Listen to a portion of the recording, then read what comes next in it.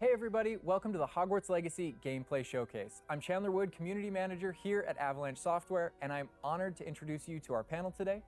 First up, we have community guest host, Ben Snow. Oh my god, I can't believe this is happening. Thank you so much for having me.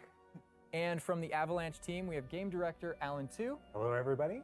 And systems designer, Mackenzie Toner. Hi. And finally, just off screen capturing gameplay for us, Andrew Coram. Today we'll be giving you a taste of the open world via broom flight, a deeper look at combat using the Dark Arts Battle Arena, and a look at your personalizable home within Hogwarts, the Room of Requirement, where we may even see some beasts. And we're starting right where we left off in our last gameplay showcase, just outside Hogwarts, which I love that you can walk out of the castle after walking through everything and then just come out here and take off on your broom out into the open world. And Alan, I know that's something that you particularly like about Hogwarts Legacy too. Yeah, I'm a big fan of just being able to hop on the broom and go anywhere. There's something about kind of like the sensation of everything being open to you, and just I love the proximity that I can get to things. I love flying close to the ground, and I kind of wanted to talk about it just because I feel like the brooms are fun for me, not just because of all those feelings of exhilaration, but because they're not just I have a broom and it's done. I actually kind of like some of the mechanics in it. So you see in the lower right there's a meter there, and occasionally as Andrew's kind of flying up or flying down, you might notice it draining or not. And this isn't the present day where all the broom technology is well known and advanced and everything that we know and love. This is an earlier time where they're still trying to figure out, we're not at the 3,000 yet.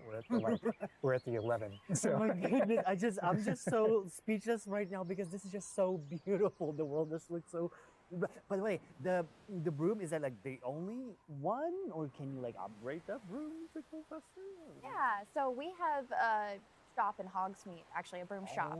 And so that sells a variety of different brooms. And it was important to us that the player could customize themselves based on their own aesthetic. So they're purely cosmetic, but if you talk to the shopkeep and help him out, he'll actually sell upgrades.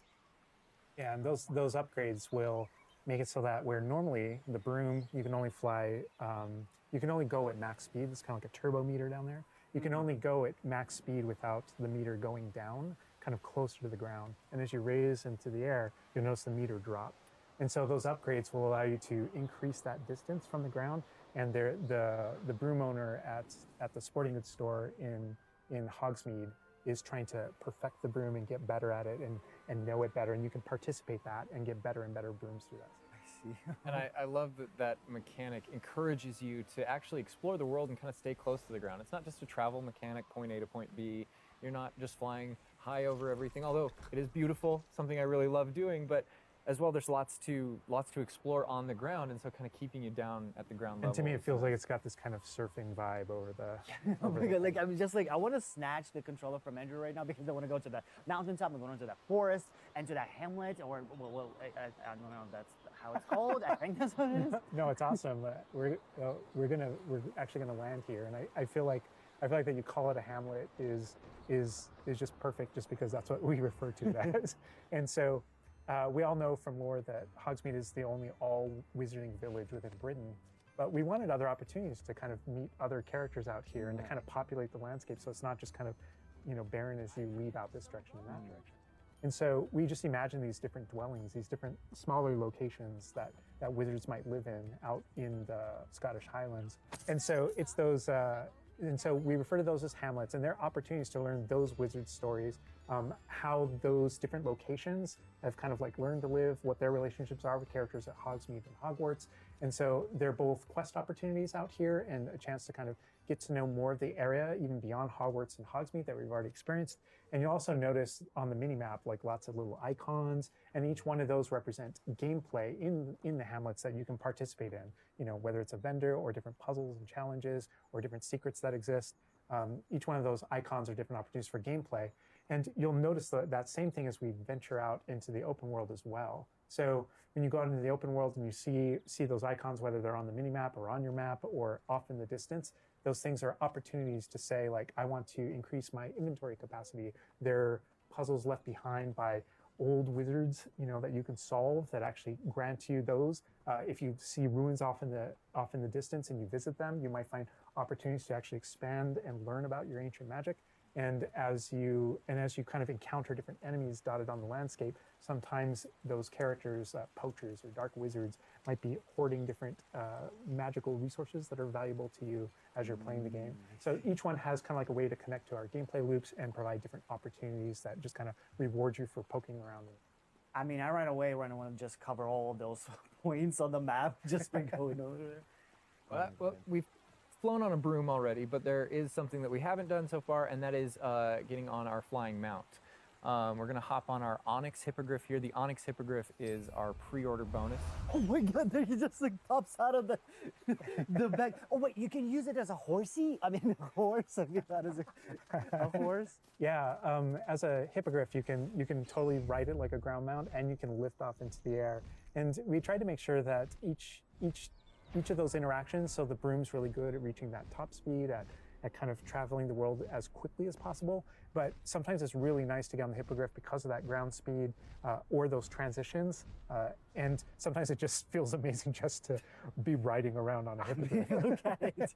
Yeah, it really is kind of like, I don't know, it's a great feeling being on it. And it's a great feeling managing those transitions, kind of going from run to fly and just being able to go wherever you want. And we tried to make sure that each one of these things that you can interact with have a unique identity and a reason for being.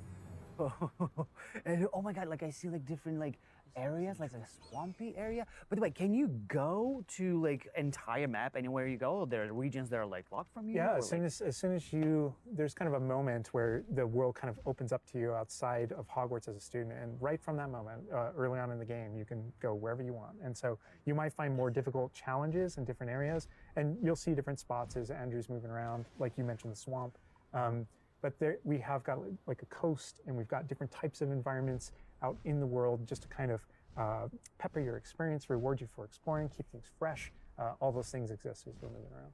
So cool. And I love that windmill. It's like so rustic. Like I keep forgetting that this is like 1800s. The Wizarding World we've never really seen before. Like it feels so authentic. Like it's part of it. Yeah, I love this vista too, and I'm gonna have Andrew stop here. We're gonna use a bit of dev magic to change the seasons. Actually, I want you to see what this world looks like, covered in snow. Yes, yes, yes, please. I love snow. That's all I want. Oh, wavy. Oh my God, this is so beautiful. Oh my goodness, this is so pretty. Okay, it looks so realistic. Oh my God, it changes the landscape like completely. Oh my God, does it have like actual like gameplay impact, like impact on the gameplay, or does it like it's just the weather of Scotland? Yeah, we really use it as a narrative marker through the game. So as you're progressing through your main storyline, it was important for us to kind of like have those moments that kind of felt like when you're reading the books or watching the movies where, you'll see kind of like the title card, winter, and now the landscape has changed, and you're really feeling that passage of time while you're a student, going through your year at Hogwarts. And I think we wanted to duplicate that. And for me, it's really fun that it's not just on the outside, which I agree, I think it looks really beautiful, but within the school as well. So there are moments like when it reaches certain holidays or things like that, where Hogsmeade reacts to holidays and the school reacts to holidays, and you see the decorations around those environments change. That really helped just kind of make me feel like I'm there. Right. Yeah. And it's not just for the seasons, those kind of vibe things. Like we have a day-night cycle, and that day-night cycle, even though similarly, like it's largely about vibe, when you go into Hogsmeade in the evening, there's less characters there. Around the school, you'll notice it kind of dies down and quiets down just when there's just candlelight and students kind of like as you're walking through the halls. But in that day-night cycle is where we've kind of placed a few items where, whether or not you can collect them or whether or not you can interact with them that are a little bit restricted by the day-night cycle. And I love Andrew's flying up here, really high up on the hippogriff. And we're just looking at this view of Hogwarts in the distance. It's just absolutely beautiful. It's part of what I love most about flying around in this game, whether it's on a hippogriff or on the broom.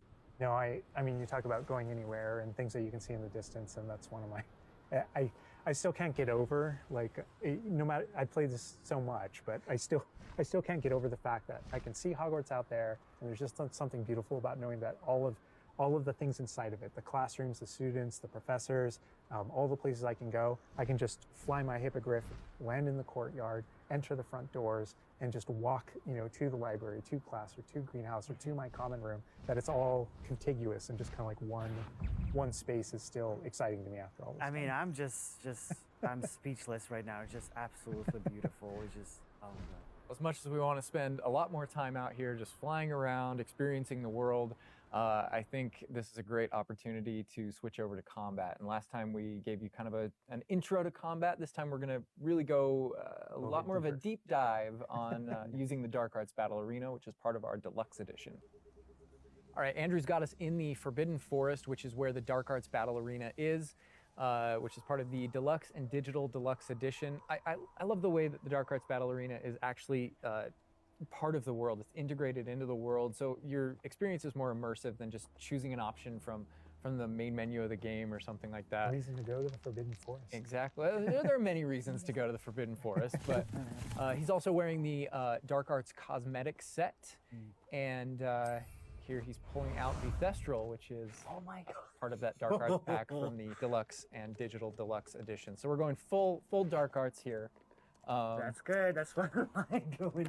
But I like this this battle arena. It is a great place to show off really combat in a big way, because it unlocks some interesting abilities for you and allows you to really play around with combat in a deep way. And is this like the only arena like this in the game where you can like practice? And Yeah, so in the base game we have 2 combat arenas normally, and so everyone has access to those.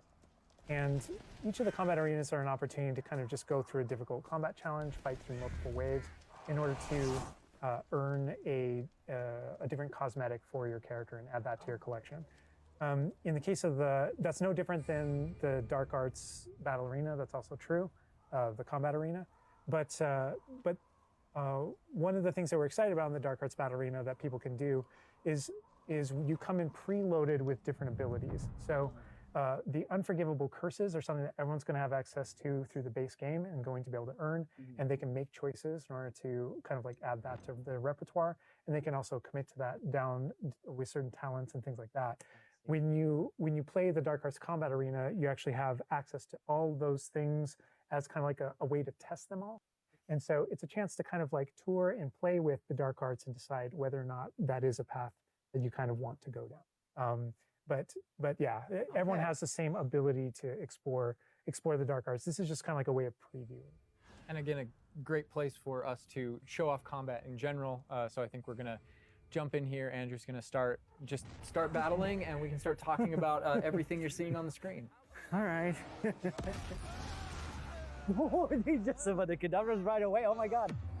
We're starting off strong. Oh my God. Was that Kujio? Oh my God. That's so cool. Yeah, so that you'll notice right away, like when we used Avada Kedavra, that guy's health bar went from instant to 0, and we really are trying to honor the way Avada Kedavra works in the game, even in some pretty extreme situations. You'll notice that like the meter takes up a lot longer to a little kind of cooldown. Build up as a way to kind of deal with its extreme power, just so that it's still fun to use. And then there's some ways that we'll probably talk about to adjust that.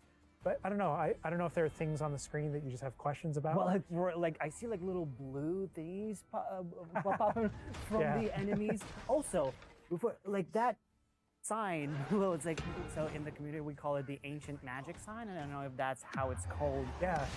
In the game. So the community is astute. So on the development side and in player facing in the game, we reference that as your ancient magic meter. Oh, so it is ancient magic. That is, yeah. So as your abilities in the game keep growing and you become exposed to some of the secrets about your own kind of mystery and your own abilities, you start unlocking new powers. So one of those powers, you'll see the R1 button appear